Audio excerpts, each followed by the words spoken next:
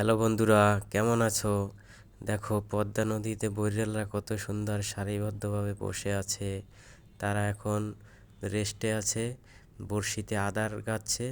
কিছুক্ষণ পরে আবার মাঝ নদীতে গিয়ে বড়শি ফেলাবে। তখন কারি কারি মাছ ধরবে।